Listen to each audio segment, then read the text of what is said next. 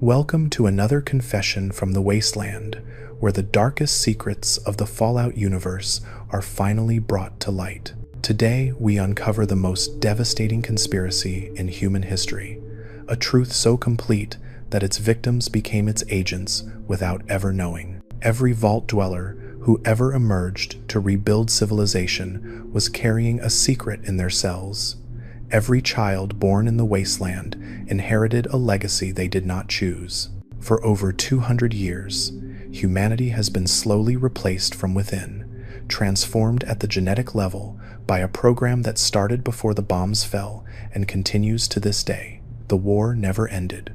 We just stopped being the people who were fighting it. And if you genuinely enjoy this kind of dark storytelling, consider subscribing and liking the channel, but only if you like the content. This entire script is narrated from the first-person perspective of a character from the Fallout universe. Their identity remains hidden throughout the story. After you have heard everything, try to guess which character is speaking in the comments below. The first person to guess correctly will have their comment pinned. The blood sample sat in the centrifuge for exactly 47 minutes before I understood what I was looking at. Before I realized that everything we believed about ourselves, about America, about what it meant to be human in the wasteland, was nothing but an elaborate lie constructed by the very nation we obliterated with atomic fire. My name does not matter anymore. What matters is that I spent 23 years as the chief medical officer for one of the most important vaults in the Eastern Commonwealth. 23 years of blood draws and physical examinations. 23 years of birth certificates and death records. 23 years of believing I was preserving humanity when all I was really doing was cataloging the greatest infiltration in human history. It started with a discrepancy, a minor anomaly in a routine genetic screening that should have been nothing more than a footnote in someone's medical file. A young woman, barely 19, came to me complaining of fatigue. Standard procedure dictated a blood workup. When I ran the analysis, I noticed something peculiar in her mitochondrial markers, specific sequences that I had never seen in any vault dweller before, sequences that, according to my pre-war medical databases, were associated exclusively with populations from Eastern Asia. I told myself it was an error, a contaminated sample, faulty equipment, but something gnawed at me. Something that felt like the first tremor before an earthquake nobody else can feel. So I ran my own blood. I am descended from 3 generations of vault dwellers. My grandmother entered this vault as part of the original selection in 2077. My mother was born here. I was born here. My blood should have been as American as apple pie and atom bombs. The same markers, the exact same mitochondrial sequences. I spent the next 6 months secretly testing every vault dweller who came through my office, 12 subjects in total, ranging from age 6 to age 74. 12 people with family trees that stretched back to different regions of the pre-war United States. 12 people who had never met each other's ancestors, who had no common bloodlines, who represented what should have been a diverse genetic cross-section of American citizens. Every single one of them carried identical mitochondrial markers, markers that traced back to Chinese populations. You need to understand what this means. Mitochondrial DNA is passed exclusively through the maternal line. It does not change through generations the way nuclear DNA does. If we all share the same mitochondrial markers, it means that somewhere in our ancestry, we all share the same mother, the same population of mothers. It means that someone, at some point, made sure that every family selected for vault admittance carried Chinese genetic material. And then I started digging, and what I found made me realize that the bombs were not the end of the war. They were the beginning of China's victory. I need you to listen carefully now, because what I am about to tell you goes against everything you have ever believed about the world that was. You have been told that Vault-Tec was an American company, that it was founded by American entrepreneurs, funded by American government contracts, staffed by American employees. You have been told that the vaults were built to save American lives from Chinese aggression. This is a lie.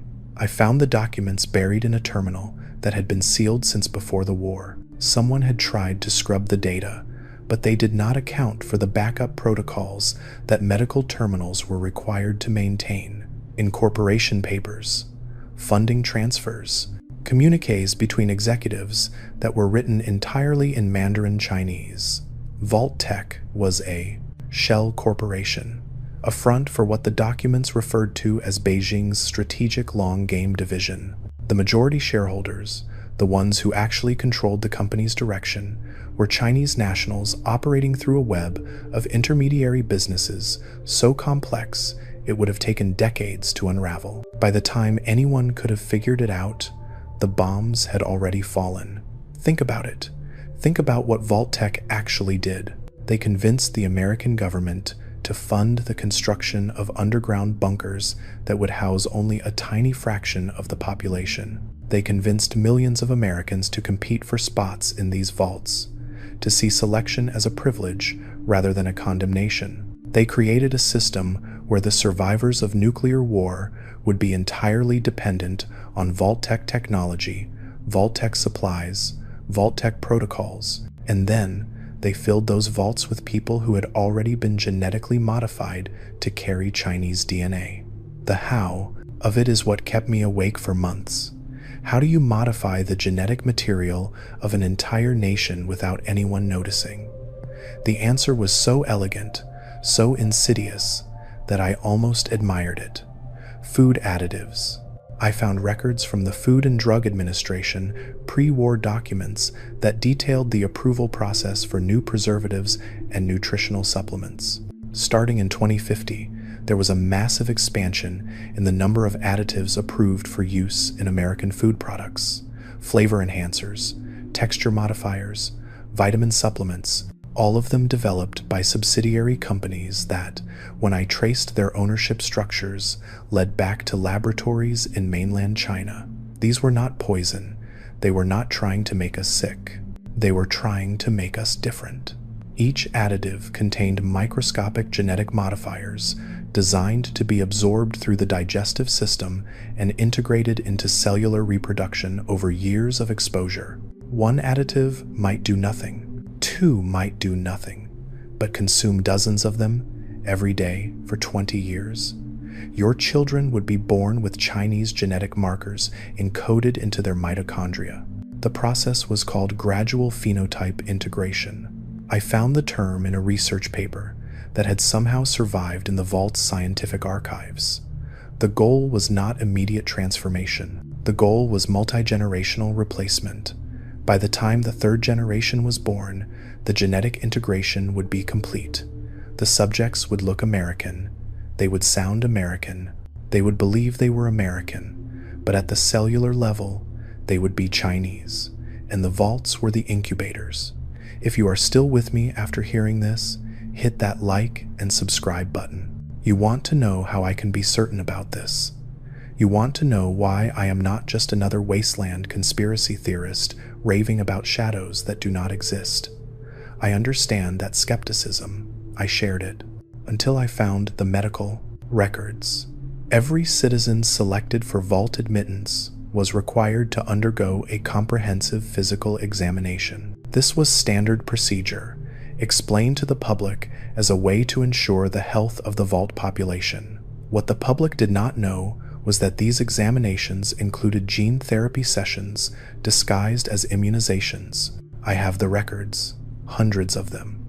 Each one documents the administration of what was officially classified as a broad-spectrum vaccine booster. But the chemical composition of these boosters does not match any known vaccine formulation. The compounds are consistent with retroviral gene therapy vectors, the kind used to insert new genetic sequences into a subject's cells. Every single person who entered a vault received these injections. Every single one of them had Chinese genetic material inserted directly into their cellular structure during what they believed was a routine medical procedure. We were modified before we ever set foot underground, and the selection process itself was compromised. The lottery system that supposedly gave every American citizen an equal chance at vault admission was a fiction. I found communications between Vault-Tec selection committees and external advisors whose names, when I cross-referenced them with pre-war intelligence databases, appeared on watch lists for suspected foreign agents. These advisors shaped the selection criteria. They identified families that had been consuming modified food products for the longest periods. They prioritized applicants who had received the most modified medical care. They made sure that only the most thoroughly integrated genetic subjects were admitted to the vaults. The random lottery was actually a targeted extraction. China was harvesting its own genetic investments before the bombs fell, and here is where it gets even worse.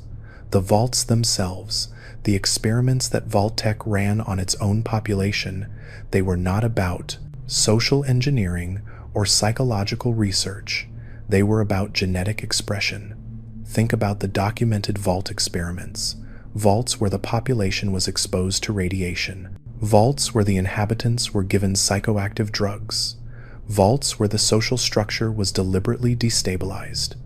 Each of these experiments was testing a different variable in genetic expression. They were trying to determine which environmental conditions would cause the Chinese genetic modifications to express most strongly in subsequent generations.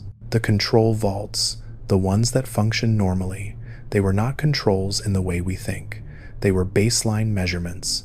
They showed what happened to Chinese genetics when the subjects were kept in optimal conditions. The experimental vaults showed what happened when you added stress factors. Every vault was a Chinese genetic laboratory.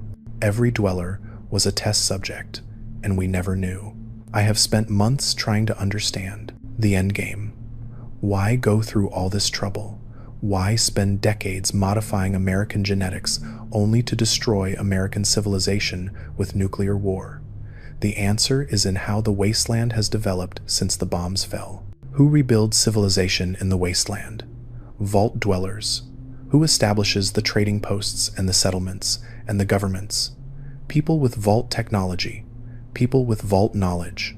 People who emerged from underground bunkers, believing they were the last hope of American society. Every time a vault dweller has a child with a surface survivor, they are spreading the Chinese genetic modifications. Every settlement founded by vault dwellers becomes a genetic beachhead. Every generation born in the wasteland carries more of the integration than the one before. We are not rebuilding America. We are building a Chinese genetic empire, one birth at a time, and the people everyone calls pure strain humans, the ones that groups like the Enclave were so desperate to preserve. I tested samples, preserved genetic material from people documented as pure strains. They had the highest concentration of Chinese markers I have ever seen. The very concept of genetic purity was inverted. The purest humans were not the ones least affected by the war. They were the ones most thoroughly integrated with Chinese genetics. They were the culmination of the project, not the exception to it. This is why the Enclave's plans always failed. This is why every attempt to preserve humanity has led to more chaos. The people running these operations did not understand what they were actually preserving. They thought they were saving American genetics from dilution. They were actually protecting Chinese genetic investments from wasteland contamination. We have been used, all of us, surface dwellers and vault dwellers alike, soldiers and scientists, raiders and settlers. We are all just vectors for a genetic payload that was deployed before most of us were born. I need to tell you about the Pip-Boys now, about what they actually do. The first time I considered that my Pip-Boy might be more than a personal information processor was when I noticed the correlation between my patients' genetic expression rates and their Pip-Boy maintenance schedules. Patients who kept their devices properly calibrated showed more stable genetic markers. Patients who neglected their devices showed more variation. That should not be possible. A Pip-Boy is just a computer. It tracks health and location and inventory. It does not affect biology, unless it does. I disassembled my own unit, something we are explicitly trained never to do. Inside, beneath the standard circuitry, I found a secondary system that is not documented in any technical manual, a biosensor array connected to a low-power transmitter. The sensors are calibrated to detect specific genetic sequences. The transmitter broadcasts to a satellite uplink. Our Pip-Boys are not just monitoring our health, they are monitoring our genetic stability. They are reporting successful integration to whatever remains of the Chinese orbital surveillance network. Every time you check your radiation levels or look at your map, your Pip-Boy is also scanning your DNA and transmitting the results to satellites that have been circling the Earth since before the war. Satellites that are still functioning, satellites that are still receiving data.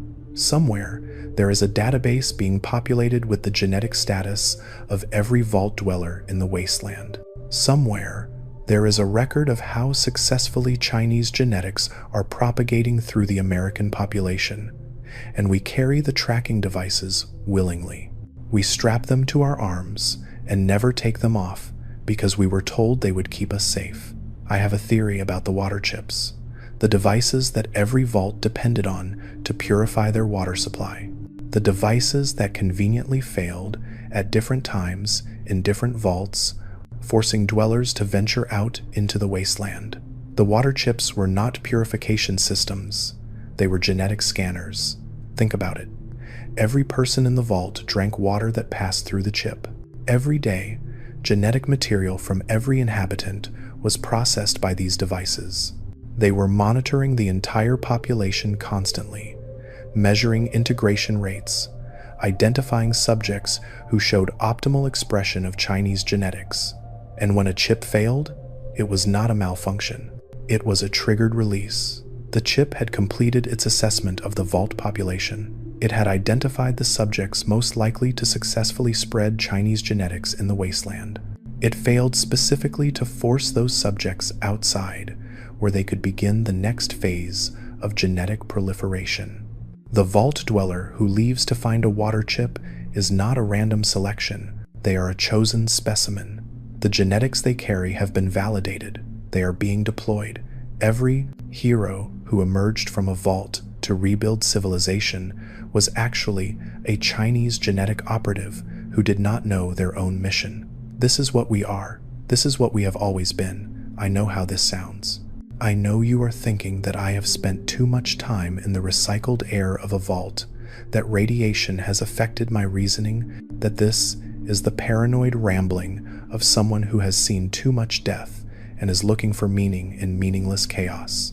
But I have the data, I have the records, I have the genetic samples and the chemical analyses and the encrypted communications. Everything I am telling you can be verified by anyone with access to the right equipment and the willingness to look. The question is not whether this conspiracy exists. The evidence is overwhelming. The question is what we do with this knowledge. Do we continue pretending we are Americans, rebuilding American civilization? Do we keep telling ourselves that the vaults saved us? That Vault-Tec was trying to preserve humanity? That the wasteland represents a second chance for the nation that was? Or do we accept the truth that we are not the survivors of America? We are the inheritors of China's greatest biological weapon. We are a perfect infiltration that makes its victims the agents of their own replacement. We carry their victory in our cells, and every child we bring into this world spreads it further. I used to believe in the wasteland. I used to believe that we were building something worth fighting for. Now I look at every settlement, every trading post, every family, and all I see is the completion of a plan that was set in motion before the bombs fell. The war never ended. We just did not realize we had already lost. There is more to tell you, much more, about what I discovered in the Vault's historical archives, about the true purpose of the forced evolutionary virus, about the Brotherhood of Steel and why their isolationism is actually genetic programming, about what happens when I finally share this evidence with others. But I need to know that you are listening, I need to know that this information is reaching people who can understand what it means. The wasteland is full of secrets. This is the one that explains all the others. The archives were supposed to be off limits, classified medical personnel only, and even then, only for specific research purposes approved by the overseer. But when you have spent 23 years as the chief medical officer, you learn where the keys are hidden. You learn which access codes were never changed from their factory defaults. You learn that some doors are only locked to keep out people who do not know how to look. I spent 3 weeks in those archives. 3 weeks of reading documents that had not been touched since before the war. 3 weeks of piecing together a history that contradicts everything we were taught about the world that was. The first thing I discovered was that Mama Dolce's was not just a food processing company. You probably know the name. Everyone in the wasteland knows the name. Their processed foods were everywhere before the bombs fell. Frozen dinners and canned goods, with that smiling grandmother on the label, promising wholesome American nutrition for the whole family. Their factories dotted the Eastern Commonwealth, providing jobs and feeding communities. What you do not know is that every single one of those factories was a front for Chinese intelligence operations. I found the surveillance reports from the Defense Intelligence Agency. They had suspected for years that Mama Dolce's was compromised. They traced money transfers through shell companies back to Beijing. They identified Chinese operatives working in the factories under assumed identities. They documented weapons shipments disguised as food processing equipment, but they never shut it down. The reports just stop. No arrests, no closures, no public warnings. The agency identified a massive Chinese espionage network operating on American soil, and then nothing happened. Why? Because by the time they figured it out, it was too late. The genetic modification program had been running for over 2 decades. Half the population had been consuming modified food products. Shutting down Mama Dolce's would not reverse what had already been done. It would only alert the public to what was happening to them. So they kept it quiet. They let the program continue, and they started planning for a war they knew they could not win. The Sino-American War was not about resources. It was not about ideology. It was about time. American intelligence understood that China had compromised the nation's genetic future. They understood that every year that passed meant more integration, more children born with Chinese markers, more of America replaced at the cellular level. The only way to stop the program was to destroy it at its source. That is why the invasion of mainland China was so desperate. That is why American forces pushed so hard despite catastrophic losses. They were not trying to win territory.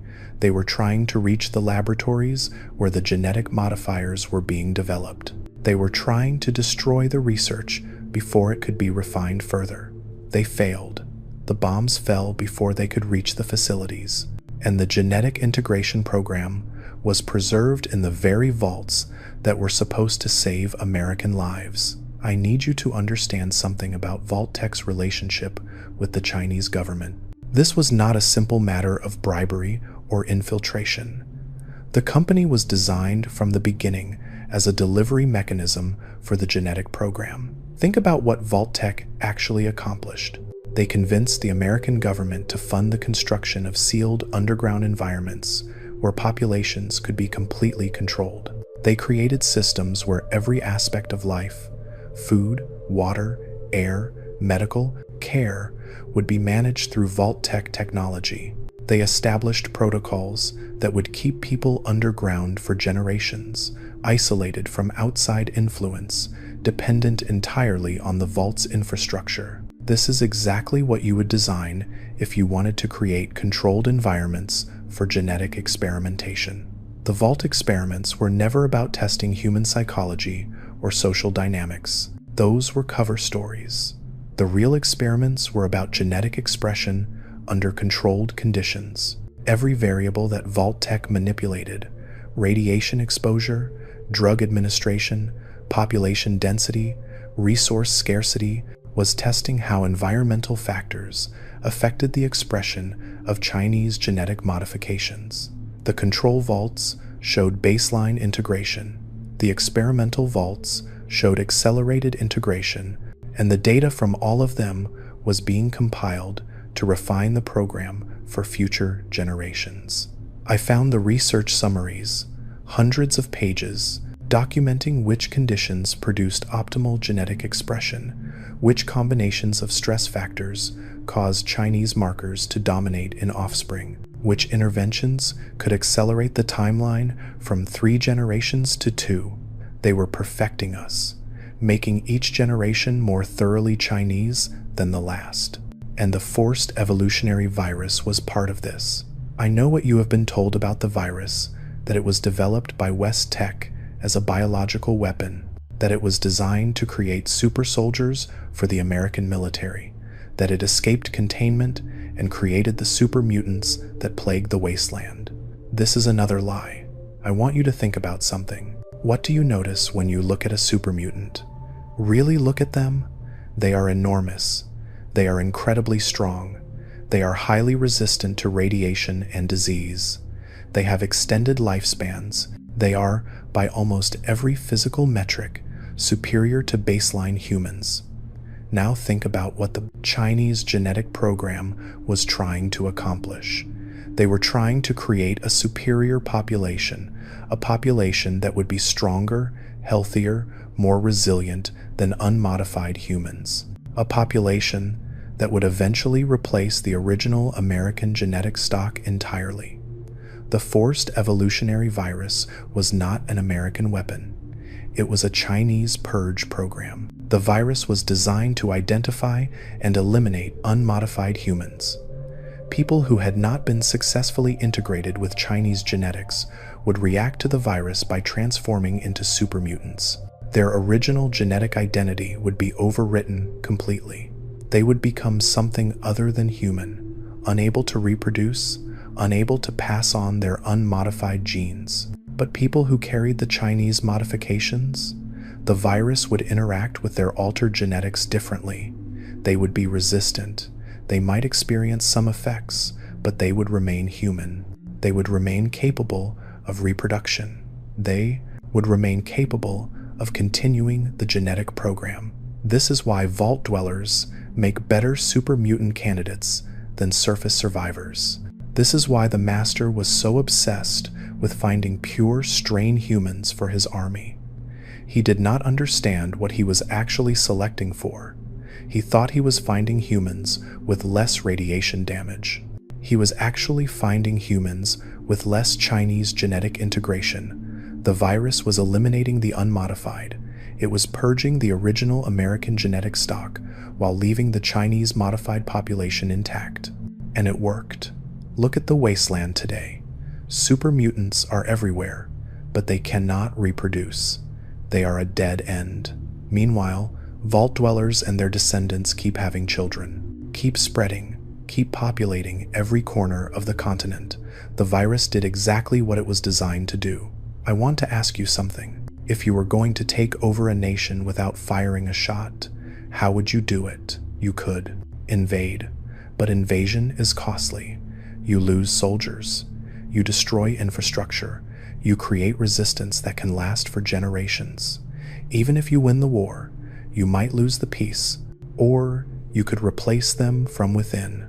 Gradually modify their population until they become you at the genetic level. Let them keep their culture and their language and their beliefs. Let them think they are still themselves. But make sure that every generation is more yours than the last.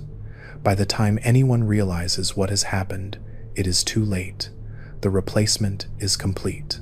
And the best part is that the replaced population will defend their new identity.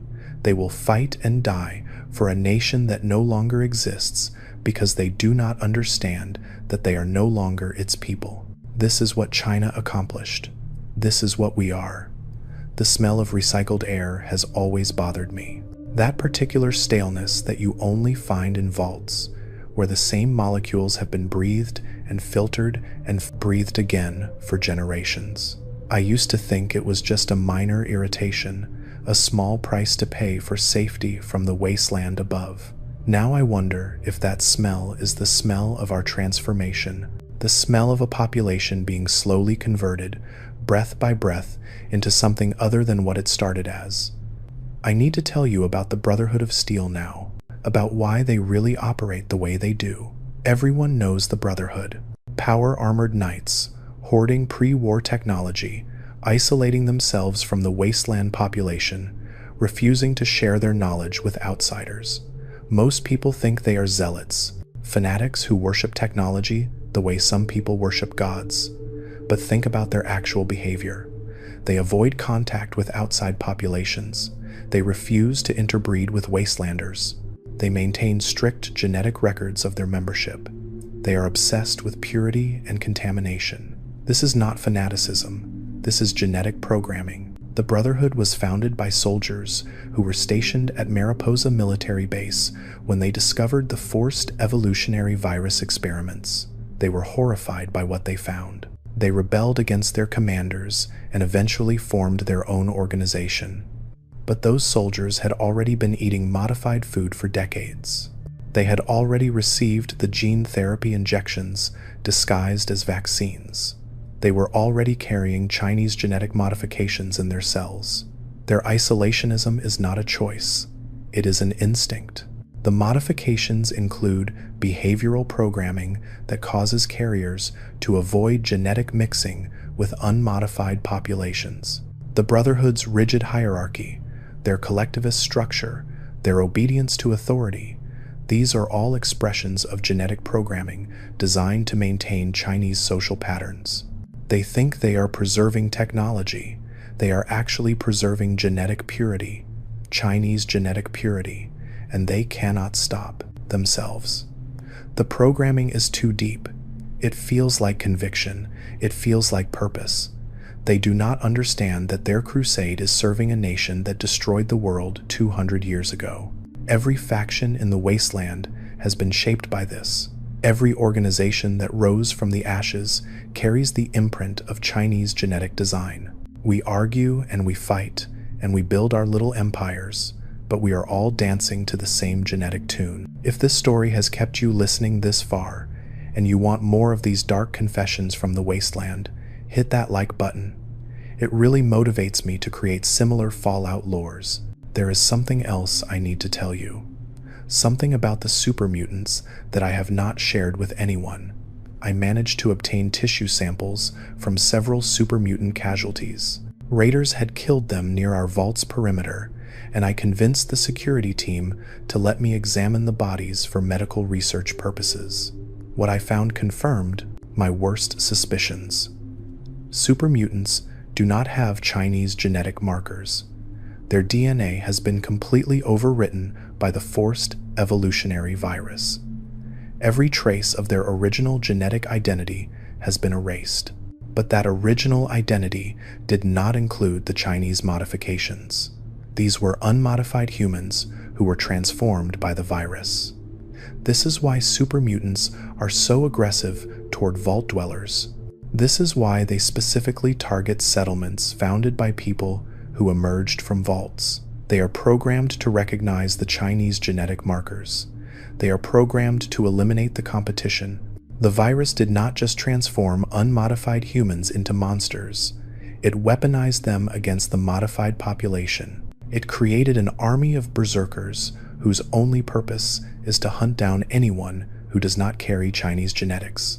But the programming is imperfect. Super mutants are too stupid, too chaotic to effectively eliminate the modified population.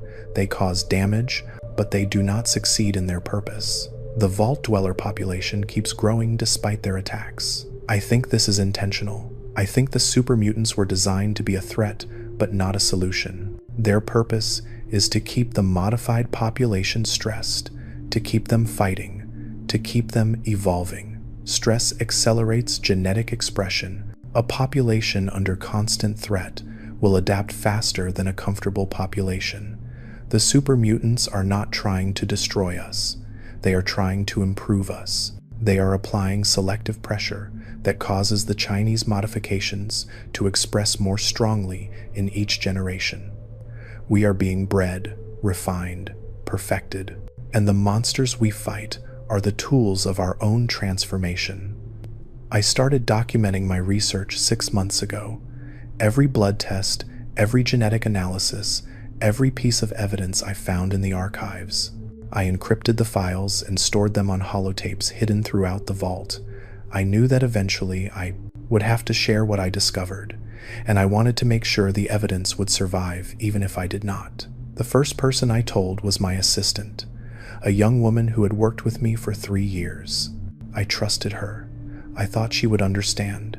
She reported me to the overseer within an hour. I was summoned to a disciplinary hearing, accused of misusing medical resources, accessing restricted areas without authorization, spreading paranoid conspiracy theories that could destabilize Vault society. The overseer did not want to hear my evidence. He did not want to examine my data. He wanted to silence me. And I realized that he already knew. The overseers have always known. They are the caretakers of the genetic program. They receive instructions through encrypted channels that regular Vault dwellers never see. They make decisions about breeding pairs and population management and resource allocation based on genetic optimization criteria. Every Vault overseer is a collaborator. Every Vault is still being actively managed by whatever remains of the Chinese command structure. I escaped the hearing before they could detain me. I have been hiding in the maintenance tunnels ever since, recording this confession on a holotape that I hope will find its way to the surface, to someone who will listen, to someone who can spread the truth. The Vault is looking for me. I can hear them searching, security teams moving through the corridors, calling my name, promising that I will not be punished if I come out. They are lying. I know what happens to people who threaten the program, but I am not afraid. I am not afraid because I understand now that fear is part of the conditioning. Fear keeps us compliant. Fear keeps us inside the vaults. Fear keeps us from questioning what we really are. I am done being afraid. I am done being a vector for someone else's genetic victory. There is one more thing I need to tell you before I move on. One more piece of evidence that proves the scope of this conspiracy. I analyzed the birth rates among Vault dwellers compared to surface survivors. The numbers are staggering. Vault dwellers reproduce at nearly twice the rate of unmodified humans. Our fertility is enhanced. Our children are healthier. Our generational turnover is faster. This is not natural. This is engineering. We were designed to outbreed the original population, to replace them not through violence, but through simple mathematics. Every generation, there are more of us and fewer of them. Every generation, the percentage of Chinese modified humans in the wasteland increases, and we do not even realize we are doing it. We just feel the urge to have families, to build communities, to spread across the wasteland and populate every corner of it. We think we are rebuilding civilization. We are actually completing an invasion. The radiation resistance that some Vault dwellers exhibit, it is not mutation. It is not adaptation to the post-war environment.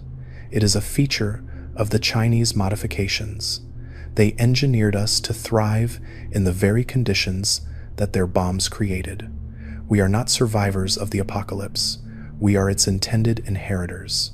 I have been talking for a long time now, sitting in this maintenance tunnel, surrounded by pipes and cables, recording my voice into a machine that will carry my words beyond these walls. I can hear the search teams getting closer. I do not have much time left, but I need you to understand the most important part. I need you to understand what this means for the future. The wasteland is not healing. It is not recovering from the war. It is transforming into exactly what the Chinese designed it to be. A continent populated by their genetic descendants, carrying their biological legacy, building a civilization that will be Chinese in everything but name. 100 years from now, 200 years, everyone in the wasteland will carry Chinese genetic modifications. There, will be no more original humans left. The replacement will be complete, and they will never know. They will have stories about America and democracy and the war that ended the world. They will think of themselves as the heirs of that history, but their cells will tell a different story. Their DNA will carry the truth of what they really are. China did not lose the war. China won so completely that its victory is invisible. The losers became the agents of their own defeat and never even realized it. This is what I discovered. This is what I am dying to tell you. The question is, what happens now? What do we do with this knowledge? Do we accept it and despair? Do we reject it and continue living the lie? Or do we find some way to fight back against a conquest that is written into our very genes? I do not have answers. I only have the truth. What we do with it is up to all of us. The footsteps are very close now. I need to hide this holotape somewhere they will not find it. Somewhere it will eventually reach the surface. If you are hearing this, it means I succeeded. It means the truth survived, even if I did not. There is still more to tell. More about what I discovered in my final days of research. More about the specific mechanisms of control. More about what might be done to resist. But I need to move now. I need to survive long enough to finish this recording. Stay with me. The most important revelations are still to come. I found a gap behind the water recycling unit. A space just large enough for a person to squeeze through if they did not mind the smell of chemical treatment and the constant drip of condensation on their skin. The search team passed within 3 feet of me. I could hear their breathing.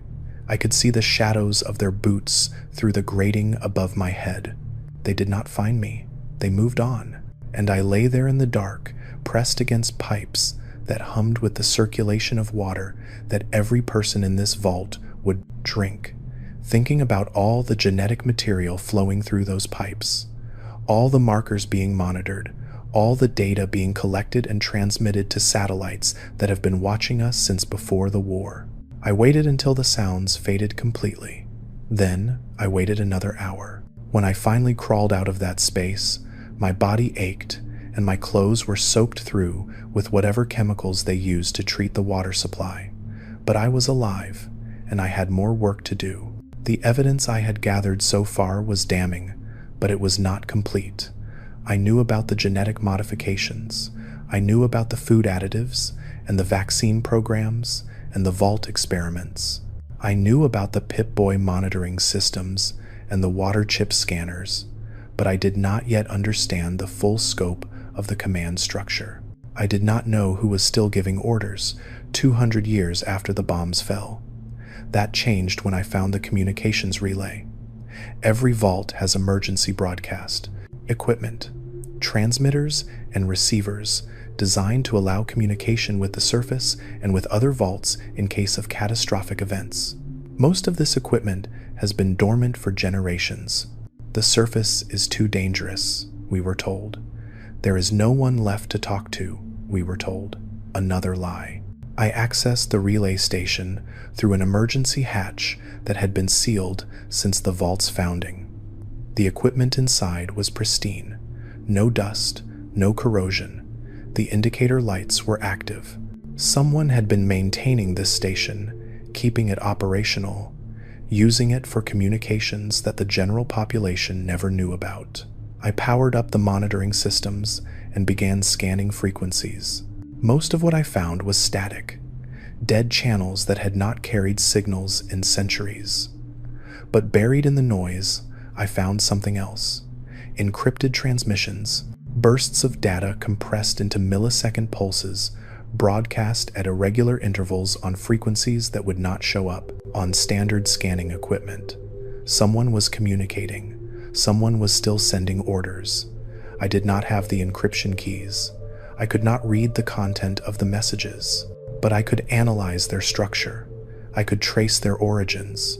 And what I found made me realize that the conspiracy was not just historical. It was ongoing. The transmissions were coming from orbit, Chinese satellites, launched before the war, still functioning after 200 years. still receiving data from Pip-Boys, still monitoring genetic integration rates, still sending instructions to Vault overseers across the continent. The program was never abandoned. It was never interrupted. The bombs fell and the world burned, and humanity nearly went extinct. But the satellites kept circling, and the data kept flowing, and the plan kept advancing exactly as designed. We are not living in the aftermath of a war. We are living in the execution of a strategy that spans centuries. I spent hours at that relay station, documenting everything I could. Transmission frequencies, signal patterns, orbital trajectories calculated from signal delay times. I built a picture of a surveillance network that has been watching the wasteland since the day the bombs fell, tracking the spread of Chinese genetics through the American population, adjusting the program in real time based on observed results. The overseers are not making independent decisions. They are following instructions. Every policy, every resource allocation, every breeding recommendation is being dictated by an automated system that is still optimizing for genetic integration after 200 years. And the system is patient. It does not need quick results. It can wait for generations. It can make tiny adjustments over decades that accumulate into total transformation over centuries. It thinks in timescales that human minds cannot easily comprehend.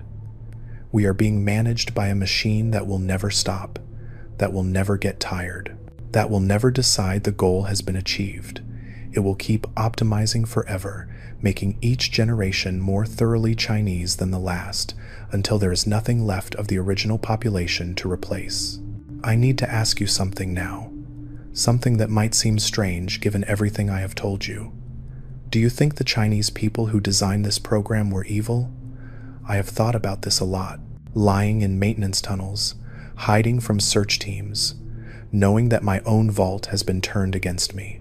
I have had time to consider the morality of what was done to us, and I am not sure evil is the right word. Think about what the world was like before the war. Resources were running out. Nations were fighting over the last drops of oil, the last deposits of uranium. Everyone knew that the current path led to extinction. Everyone knew that something had to change.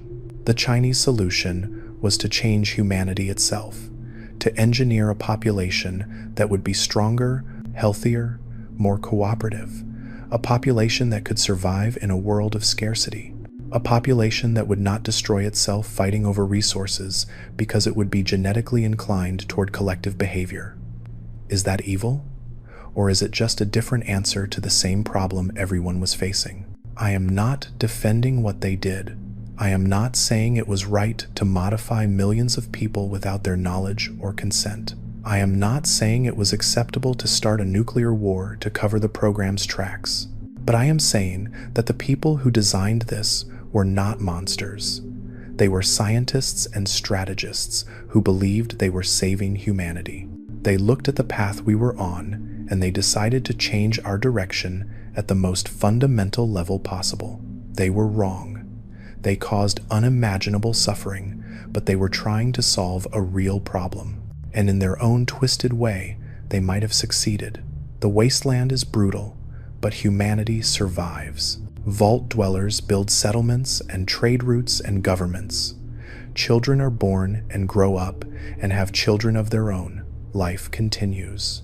Maybe that is because of the modifications. Maybe we are more resilient, more cooperative, more capable of rebuilding because of what was done to our genetics. Does that make it acceptable? I do not know. I genuinely do not know. What I do know is that we were never given the choice. We were never asked if we wanted to be changed. We were never told what we would become. That is the crime. Not the modification itself, but the deception, the theft of our identity, the replacement of what we were with what someone else decided we should be. We deserved to know. We deserved to choose. And that choice was taken from us before most of us were even born. The taste of recycled water is something you never forget once you leave a vault. that flat, mineral emptiness that comes from being filtered through the same systems for generations. I used to drink it without thinking.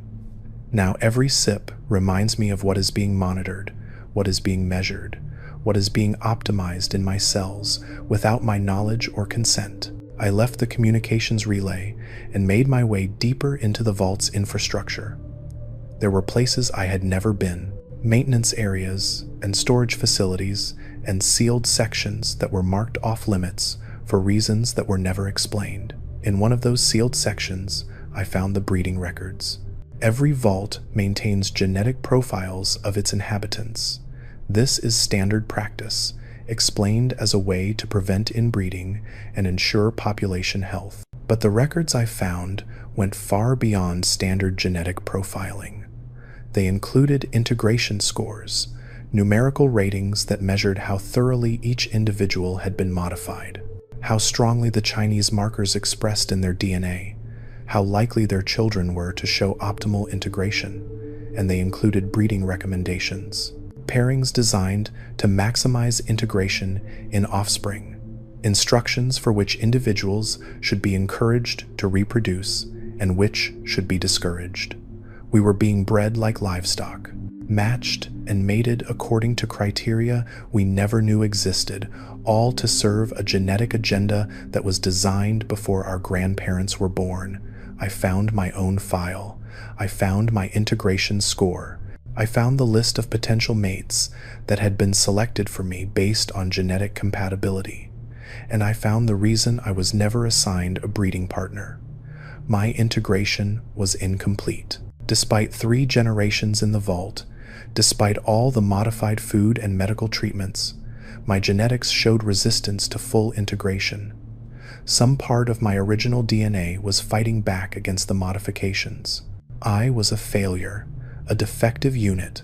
The program had decided I should not reproduce because my children might inherit my resistance. I do not know how to describe what I felt when I read that. Relief that I was not completely transformed, horror that my entire reproductive future had been decided by a genetic algorithm, grief for the children I never had because a machine decided I was not modified enough to be worth continuing, all of those things, and something else, something that felt like the first spark of hope I had experienced since this nightmare began. If I was resistant, others might be too. The modifications were not perfect. The integration was not complete. Somewhere in the population, there might be people whose genetics were fighting back just like mine. We might not be completely lost. There might still be something left to save. I want you to think about something, a question that has been haunting me since I discovered the truth. If you learn that your entire identity was engineered, that your personality and your instincts and your desires were all products of genetic programming, would you still consider yourself to be you? This is not a philosophical abstraction for me. This is my life. Everything I thought I knew about myself.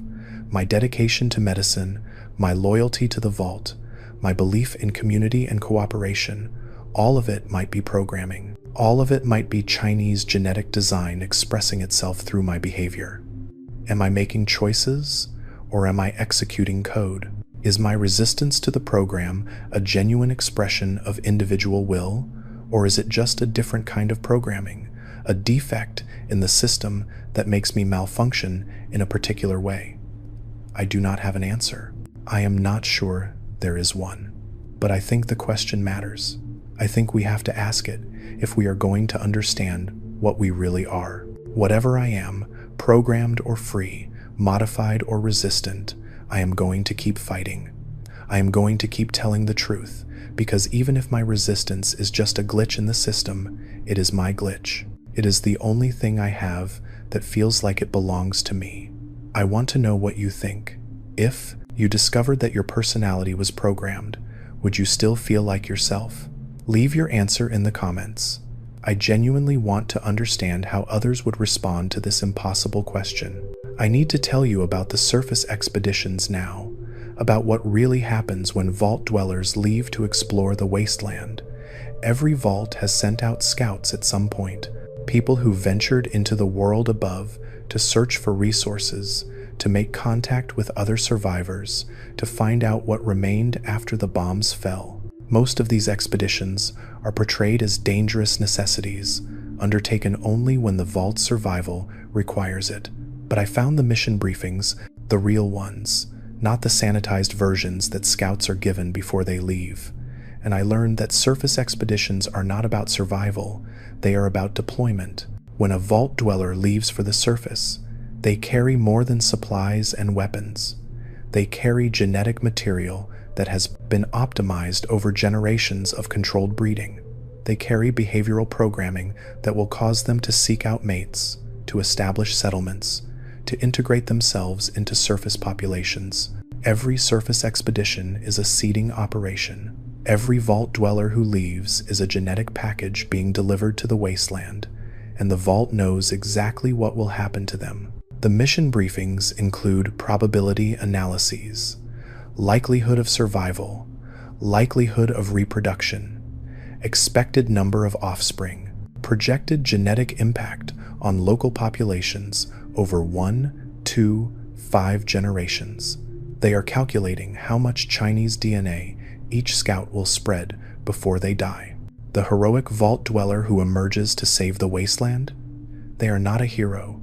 They are a delivery system. Their bravery, their determination, their drive to rebuild, all of it is programming designed to maximize genetic dispersal. I think about the vault dwellers who became legends, the ones who founded settlements, who defeated great evils, who changed the course of wasteland history.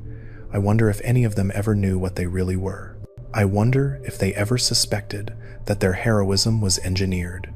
They probably did not. The programming is too deep. It feels like conviction. It feels like purpose. You cannot tell the difference between a genuine desire to help people and a genetic imperative to spread your modified DNA as widely as possible. That is the genius of the program. It made us want to do exactly what it needed us to do. It made obedience feel like choice. The lights in this section of the vault have been malfunctioning for as long as I can remember, flickering on and off at irregular intervals, casting shadows that move when nothing else does. I used to think it was just old infrastructure in need of repair. Now I wonder if it is intentional. Another stress factor designed to affect genetic expression. Another variable in the endless experiment we call life. I found the records for Vault-Tec's selection criteria, the actual criteria, not the public version that talked about skills and health and potential contribution to Vault society. The real version was entirely genetic. They were looking for specific markers, evidence of long-term exposure to modified food products, medical histories showing extensive vaccination with the gene therapy compounds, family trees that could be traced through regions with high concentrations of Chinese modified agriculture. The lottery was a performance. The selection committees already knew who they were going to choose before the applications were even submitted. They had been tracking modified families for years, watching integration progress across generations, identifying the specimens that showed optimal response to the program. Getting into a vault was not lucky. It was not a reward for preparation or foresight or civic virtue. It was a harvest. China was collecting its genetic investments before the bombs fell, preserving them in underground bunkers where they could be cultivated and refined and eventually released to repopulate the continent. We were chosen because we were already theirs. And the families that did not get in, the millions who died in the bombs or the aftermath, they were the unmodified. The ones whose genetics had not responded to the program. The ones who were not worth saving because they did not carry the right markers. The bombs did not kill Americans randomly. They killed the unmodified specifically. The vaults saved the modified specifically. The entire apocalypse was a selection event, designed to eliminate one population and preserve another. Natural selection takes millions of years to transform a species. China did it in a single day. I have been recording for a long time now. Hours of talking into this holotape, trying to fit everything I know into words that will make sense to someone who was not there, someone who did not see the documents, who did not run the genetic analyses, who did not feel the slow horror of realization spreading through them like poison. I hope I am making sense. I hope this does not sound like the ranting of a person who has lost their mind. I know how it sounds. I know that everything I am saying contradicts the basic story we tell ourselves about who we are and where we came from, but the evidence is real. The data is verifiable. Anyone with access to genetic analysis equipment can confirm what I have found. The Chinese markers are there. The modifications are there. The programming is there. We just never thought to look. We never questioned the story we were given. We never imagined that the people who saved us might have been the same people who made us need saving. I need to move again. I have been in one place too long. The search teams have patterns, and I have been learning them, but they will adjust eventually. They will find me if I stay still. There is one more section of the vault I need to reach. One more archive that I believe contains the final piece of the puzzle. The records that will explain what happens when the integration is complete. The end game of the program. I am scared. I have been scared this entire time, but it has been a manageable fear. A fear I could push through because the truth mattered more than my safety. But now I am scared of what I might find. Scared that the conclusion of this story is worse than anything I have imagined. I am going to keep going anyway. I have come too far to stop now. If you do not hear from me again, it means they caught me. It means the truth dies in this vault. But I have hidden copies of my research throughout the infrastructure, holotapes and data chips in places they will not think to look. Eventually, someone will find them. Eventually, the truth will get out. It has to. We cannot keep living this lie forever. Stay with me a little longer. The end is coming, and you need to hear what I found. The archive I was looking for was behind a wall, not hidden behind a secret door or sealed with a security code, behind an actual wall. Someone had built over it decades ago, covering the entrance with metal panels and ventilation ducts that looked like they had always been there. If I had not found the original vault schematics in the engineering database, I never would have known the room existed. I spent 6 hours cutting through the panels with a plasma torch I stole from maintenance. 6 hours of sparks and heat and the constant fear that someone would hear the noise and come to investigate. When I finally broke through, the air that rushed out was stale and cold, undisturbed for what must have been generations. The room was small, maybe 10 feet by 10 feet. The walls were lined with filing cabinets and data storage units, all of them locked with encryption that took me another 2 hours to bypass. But when I finally got them open, when I finally saw what was inside, I understood why someone had tried to bury this place. The files were labeled Project Cultivation, and they contained the complete operational history of the Chinese genetic program from its inception in 2047 to its projected completion date, 2277. 200 years after the bombs fell. 200 years of patient, methodical genetic replacement. That was the timeline. That was how long the program was designed to run before the integration would be complete. We are not at the end of this. We are barely at the beginning. The documents laid out everything in clinical, dispassionate detail. Phase 1 was contamination, the introduction of genetic modifiers into the American food supply and medical system. That ran from 2047 to 2077, 30 years of slow, careful infiltration. Phase 2 was incubation, the preservation of modified specimens in controlled vault environments where integration could be optimized without interference. That began when the bombs fell and was scheduled to continue for approximately 100 years. Phase 3 was dispersal, the release of vault dwellers into the wasteland to spread modified genetics through the surface population. That began when vaults started opening and is still ongoing. Phase 4 is cultivation, the gradual replacement of all remaining unmodified humans through competitive reproduction and selective pressure. The documents projected this phase would take another 100 years. And Phase 5 is completion, the point at which the modified population has entirely replaced the original, the point at which everyone carrying human DNA on the North American continent is genetically Chinese. 2277, the 200th anniversary of the apocalypse, the day the program completes. I sat in that buried archive for a long time, reading those documents over and over, trying to find some flaw in the logic, some reason to believe it would not work. But the projections were meticulous.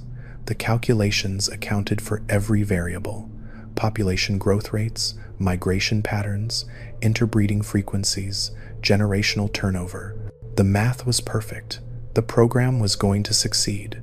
In another 100 years, there will be no more original humans. Everyone will be modified. Everyone will carry Chinese genetic markers.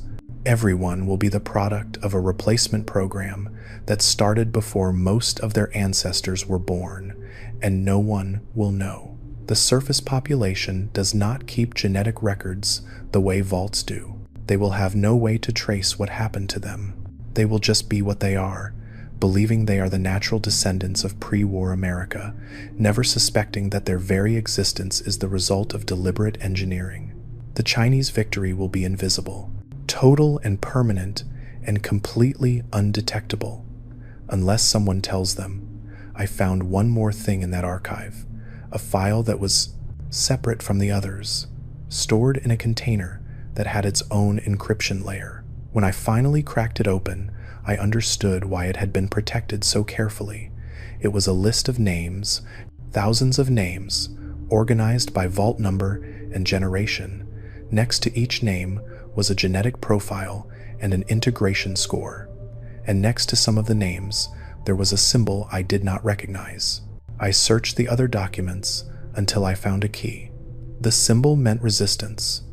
It marked individuals whose genetics showed incomplete integration, people like me, whose original DNA was fighting back against the modifications. There were more of us than I expected, hundreds of names across dozens of vaults, spanning multiple generations. People who had been flagged by the program as defective, people whose reproductive futures had been restricted because their children might inherit their resistance. But they were still alive. They were still in the population, and if they had children despite the restrictions, if their resistant genetics had been passed down anyway, there might be thousands of us by now, tens of thousands, a hidden population of people whose DNA rejects the Chinese modifications, people who might be capable of having children who are not integrated, people who represent the last remnants of the original human genetic stock. We are not all gone. There is still something left to save. I have been thinking about what resistance means in this context. Not armed resistance, not political resistance, but genetic resistance. The simple biological fact that some of us do not transform the way the program intended. What makes us different? Why did the modifications take hold in most people but not in us? The documents did not explain it. Maybe they did not know. Maybe genetic resistance is not something that can be predicted or controlled. Maybe it is just random variation, the same chaos that drives all evolution. Or maybe it is something else. Maybe there is something in the original human genome that fights back against modification. Some deep biological imperative that resists being overwritten. Some part of us that insists on remaining what we were. I want to believe that. I want to believe that humanity, real humanity, is not so easy to erase, that even the most sophisticated genetic program cannot completely eliminate what we are.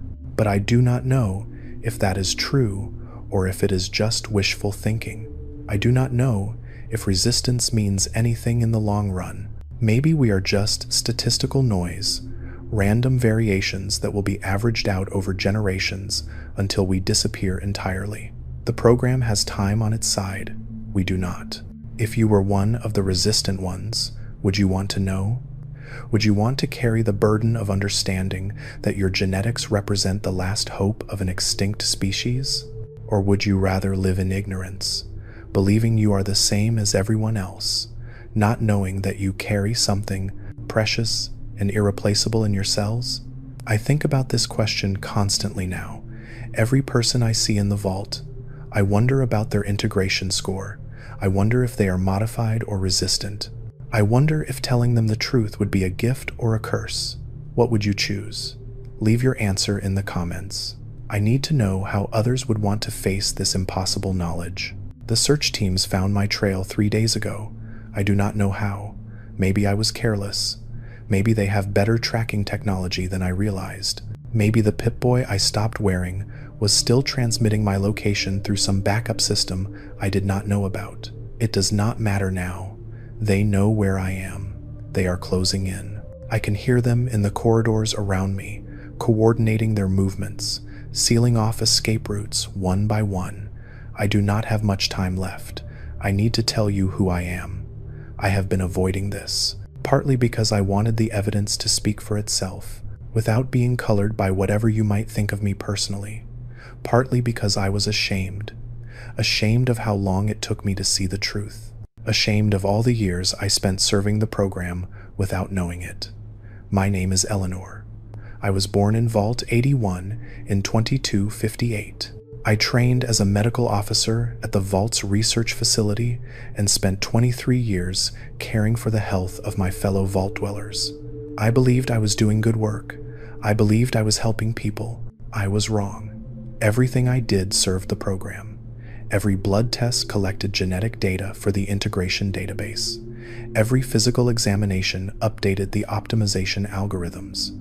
Every medical recommendation I made was shaped by protocols designed to advance Chinese genetic interests. I was a collaborator. I did not know it, but that does not change what I was. Every day, for 23 years, I helped the program move forward. I helped engineer the replacement of my own species. When I discovered the truth, I wanted to die.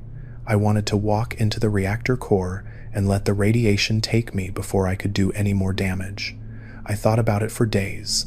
I wrote letters to people I cared about, trying to explain without telling them what I knew, trying to say goodbye without revealing why. But I did not do it. I did not die, because I realized that dying would not help anyone. The program would continue without me. The integration would advance on schedule. The only thing my death would accomplish is silence another voice that could speak the truth. So I decided to live. I decided to resist, not because I think I can stop what is happening, but because the truth matters even when it cannot change anything. Because people deserve to know what was done to them. Because silence is collaboration, and I am done collaborating. I am going to finish this recording and hide it where the search teams will not find it. Then I am going to keep running for as long as I can. Maybe I will escape the vault. Maybe I will find others who know the truth, or others who are resistant like me. Maybe I will spend my remaining years spreading this knowledge to everyone who will listen. Or maybe they will catch me in the next hour, and everything I have discovered will stay buried in these tunnels forever. Either way, I have done what I can. I have told the truth. Whatever happens next is not up to me. I want to talk about hope now, not because I have a lot of it, but because I think it matters that we do not lose it entirely. The program is vast. It has been running for over 2 centuries. It has resources and infrastructure that we cannot match. By every rational measure, it has already won. But it is not finished yet. The completion date is still 100 years away. 100 years is a long time. A lot can change in 100 years. The resistant population is growing. Despite the breeding restrictions, despite the optimization algorithms, there are more of us now than there were a generation ago. Our genetics are still being passed down. Our resistance is still spreading. Maybe it spreads faster than the program projects. Maybe resistance is more heritable than they calculated. Maybe in another 50 years, another 100 years, the resistant population will be large enough to matter, large enough to maintain itself, large enough to preserve some fragment of the original human genome forever. I do not know if that will happen. I do not know if it is possible, but I know that giving up guarantees failure, and I know that the program, for all its sophistication, cannot account for everything. It cannot predict human ingenuity or random chance or the simple stubborn refusal to disappear. We are still here. That has to mean something. I want you to think about what you would do if you knew you were resistant. If you knew your genetics represented the last remnants of unmodified humanity. Would you have children, knowing they might inherit your resistance? Would you seek out others like you, try to build a community of people whose DNA is fighting back? Or would you hide? Would you keep your head down and try to live a normal life, hoping the program never notices you? There is no right answer. I am not sure there is even a good answer. Every choice has costs. Every path leads through suffering, but the choice is ours. That is the one thing the program cannot take from us. They can modify our genetics and shape our behavior and manipulate our breeding, but they cannot make us stop choosing. They cannot turn us into machines that simply execute code. We are still human, modified or resistant, programmed or free. We are still human, and humans choose. I choose to resist. I choose to tell the truth. I choose to believe that it matters, even if it does not change anything. What do you choose? I can hear them right outside now. Multiple teams, converging on my position. They have been talking to each other over radio, coordinating their approach. Professional and methodical and completely certain they will catch me. Maybe they will. Probably they will. I am one person with no weapons and no allies and nowhere left to run. The odds are not in my favor. But I finished the recording. I told you everything I know. Whatever happens to me, the truth is out there now. Someone will find it. Someone will listen. And maybe that is enough. Maybe that is all any of us can do. Light a small fire and hope it spreads. Speak a truth and hope it echoes. Resist in whatever small way we can, and trust that small resistances add up over time. The program thinks in centuries. Maybe we need to think in centuries too. Maybe the resistance I am starting will not matter for 3 or 4 generations. Maybe my great-great-grandchildren will be the ones who finally have the numbers and the knowledge to fight back effectively. I will not be there to see it, but that does not mean it will not happen. I believe in the future. I believe in the people who will come after me. I believe that humanity, real humanity, is harder to kill than any program can account for. If this confession meant something to you, leave a like. It is the only way I know you liked the video. The door is opening now. I can see lights in the corridor, shadows moving toward me. I need to hide this holotape. I need to make sure they do not find it. If you are hearing this, remember what I told you. Remember the truth.